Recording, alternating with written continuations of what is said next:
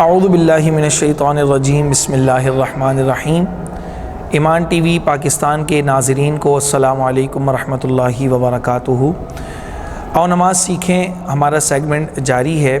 سامعین محترم، ایک مسئلہ درپیش ہوتا ہے دوران سفر آپ اگر نماز ادا کریں تو کس طرح ادا کریں، اور کیا آپ کی نماز سفر کے دوران قصر ہوگی یا نہیں ہوگی۔ تو اس کے حوالے سے یہ یاد رکھیں کہ سفر کتنا طویل ہونا چاہیے اور کتنے دن کا ہونا چاہیے تو آپ نماز قصر ادا کریں گے۔ ہر دفعہ آپ نماز قصر ادا نہیں کریں گے۔ مثال کے طور پر آپ کراچی کے کسی علاقے میں ہیں اور کراچی کے ہی دوسرے علاقے میں آپ 3 دن کے لیے رکنے کے لیے چلے گئے تو آپ کو نماز قصر ادا نہیں کرنی بلکہ پوری نماز ادا کرنی ہے۔ تو اس کا دیکھیں، ایک وہ وطن ہوتا ہے جسے اصل وطن کہتے ہیں، جسے جائے پیدائش کہتے ہیں، اور ایک وہ وطن ہوتا ہے جو اصل وطن کے علاوہ ہوتا ہے، جو باہر ہوتا ہے۔ تو اگر کوئی شخص اصل وطن کو چھوڑ کر کسی دوسری طرف جائے، وطن سے مراد یہاں پر ملک نہیں ہے بلکہ وطن سے مراد یہاں پر علاقہ، شہر ہے، تو وہ علاقہ، وہ جگہ جہاں پر آپ رہتے ہیں، اس سے اگر آپ 15 دن سے پہلے کی نیت کر کے اگر کہیں جائیں، یعنی کہ میں 15 دن تک وہاں رہوں گا یا 14 دن تک یا 13 دن تک وہاں رہوں گا اور پھر اس کے بعد آپ واپسی آ جائیں گے، تو اب اس دوران آپ مسافر کہلائیں گے۔ اب جو مسافر والے جتنے حکم ہے وہ یہاں پر اپلائی ہوں گے، وہ یہاں پر لاگو ہوں گے۔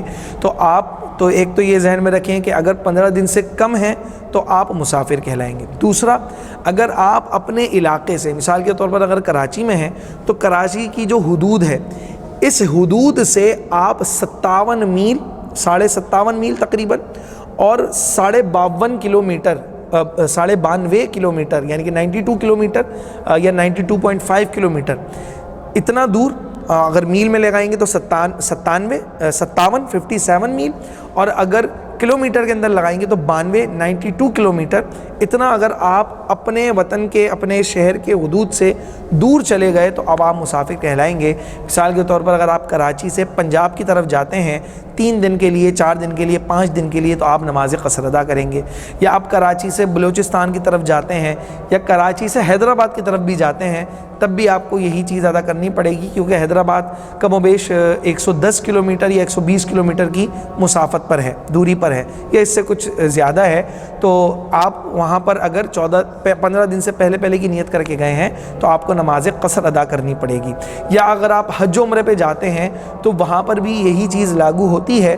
اس کے لیے ایک بہت بڑی کنڈیشن ہے، یعنی کہ دیکھیں، آپ پورے 15 دن یا پورے 20 دن مکہ میں نہیں ہوتے بلکہ مدینہ میں ہوتے ہیں، پھر مدینہ سے آپ پھر کہیں جاتے ہیں، پھر کہیں جاتے ہیں، پھر کہیں جاتے ہیں۔ تو یہ جو شہروں کی تبدیلی ہے، اگر وہ 57 میل سے زیادہ ہے یا 92 کلومیٹر سے زیادہ ہے تو آپ وہاں پر نماز قصر ادا کریں گے، اگرچہ آپ حج اور عمرہ ہی کیوں نہ کر رہے ہوں۔ اب نماز قصر پڑھنی کس طرح ہوتی ہے؟ سب سے پہلے تو آپ نیت یہ کریں گے کہ نماز ظہر ادا کر رہا ہوں، نماز قصر، ٹھیک ہے نا، یا نماز فجر یا نماز عصر، مغرب، عشاء۔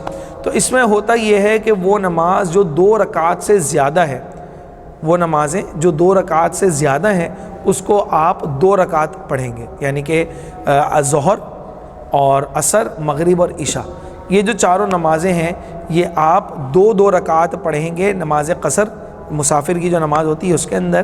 لیکن یہ صرف فرض کا حکم ہے، جتنی بھی سنتیں ہیں آپ کو اس کو اسی طرح ادا کرنا ہے جتنی وہ رکعتیں ہیں۔ اور دوسری چیز اس میں، اگر آپ جماعت کے ساتھ ادا کر رہے ہیں تو اگر امام مقیم ہے، امام وہاں کا شہری ہے، وہاں کا رہنے والا ہے، تو وہ جو نماز ادا کرے گا، اگر آپ جماعت کے ساتھ ادا کر رہے ہیں تو اسی کے ساتھ نماز ادا کریں گے۔ اور اگر جو امام ہے وہ بھی مسافر ہے تو وہ بھی نماز قصر ادا کرے گا، اور وہ جماعت کے ساتھ جو نماز ادا کروائے گا وہ بھی نماز قصر ہی ہوگی۔ اور اس میں مطلب لوگ یہ سوچتے رہتے ہیں یا یہ بولتے ہیں کہ بھئی نہیں، ہم تو پوری پڑھیں گے۔ تو دیکھیں، یہ شریعت کا حکم ہے، آپ اگر پوری پڑھیں گے تو ادا نہیں ہوگی، تو لہٰذا شریعت کا جو حکم ہے اس کو پورا کریں۔ آپ کا نماز سے عشق، آپ کا نماز سے محبت، دین اسلام سے محبت ایک طرف، لیکن شریعت کی پابندی یہ ضروری ہے، یہی تو دین سے محبت کا ذریعہ ہے، لہٰذا اس کو اسی طرح ادا کریں۔ یقیناً آج کا یہ جو ٹاپک ہے آپ کو سمجھ میں آ گیا ہوگا۔ ہمارے ساتھ اسی طرح جڑے رہیے۔ السلام علیکم ورحمۃ اللہ وبرکاتہ۔